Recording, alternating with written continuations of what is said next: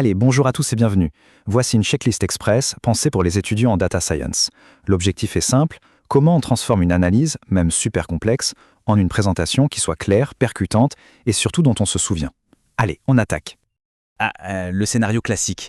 Des semaines, voire des mois de boulot, un modèle qui atteint, disons, 99% de précision. Techniquement, c'est une pure victoire. Mais, et la présentation ? Est-ce qu'elle est au même niveau ? Parce que c'est vraiment là, à ce moment précis, que tout l'impact du projet se joue ou s'effondre complètement. Alors, premier point, l'anatomie d'une slide efficace. On va décortiquer ça ensemble. On part vraiment de la base, du B à bas, pour que le message passe 5 sur 5. La règle d'or, la seule, l'unique.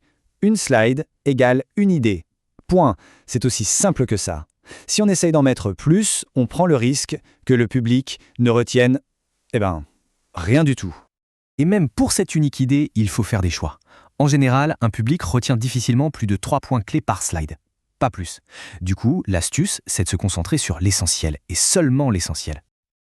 Et ça, c'est un point super important. Le titre d'une slide, ce n'est pas juste une étiquette. Non, c'est la conclusion. Au lieu d'un truc un peu mou comme résultat du modèle, il faut un titre qui claque, qui donne direct le message principal. Par exemple, notre modèle a réduit les coûts de 15%. Là, l'impact est immédiat, on comprend tout de suite.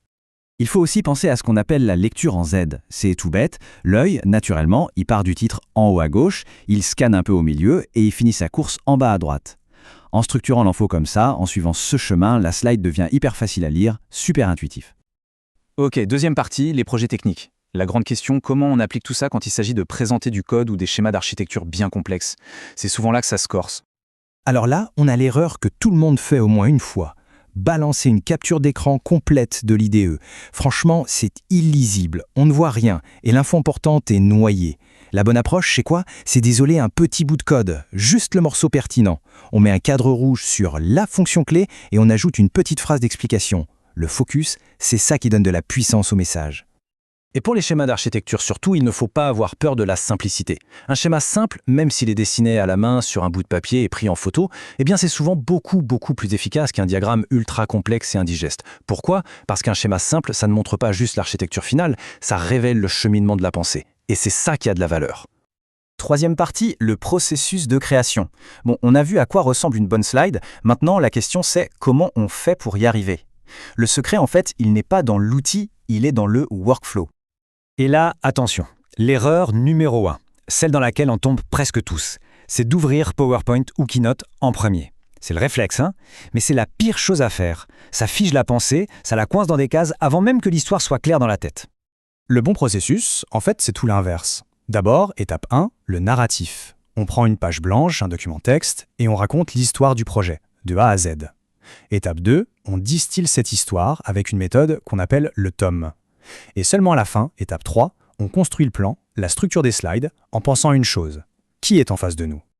Ce fameux tome, c'est quoi exactement ? C'est un petit acronyme super pratique pour mettre les idées au clair. T comme thème, le sujet, de quoi on parle. O comme objectif, qu'est-ce qu'on veut obtenir à la fin ? Une validation, un budget. Et M comme message, c'est la chose, l'unique idée que le public doit absolument garder en tête en sortant de la salle.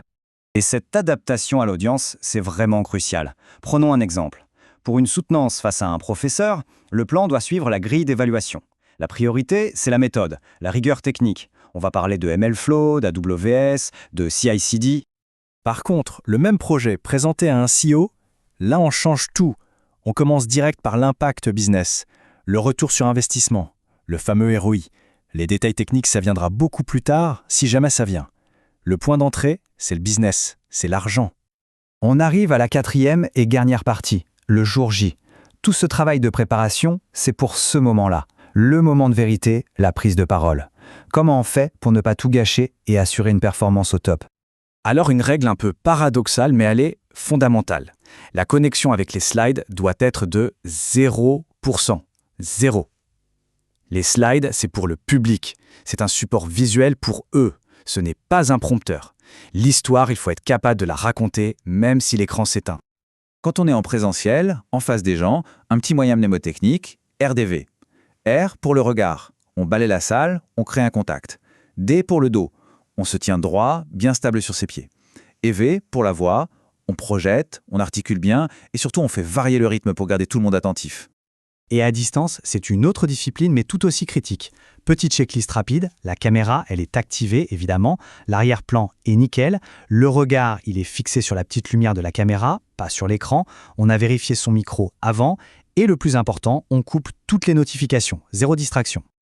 Un petit conseil de pro pour la démo en live. Il faut toujours, et je dis bien toujours, avoir un plan de secours. Le fameux effet démo, il ne prévient jamais.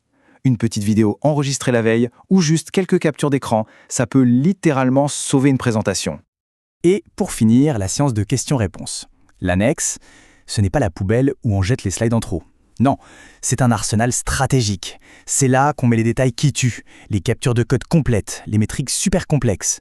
Tout ce qu'il faut pour pouvoir dégainer la bonne slide au bon moment et répondre aux questions les plus pointues. Ça montre une maîtrise totale. En fait, il ne faut pas voir la présentation comme une corvée après le projet. Il faut la voir comme la toute dernière ligne du code. C'est la ligne qui compile des semaines de travail et qui exécute l'impact final. Alors, la seule question à se poser, c'est est-ce que cette ligne de code est prête à être exécutée ?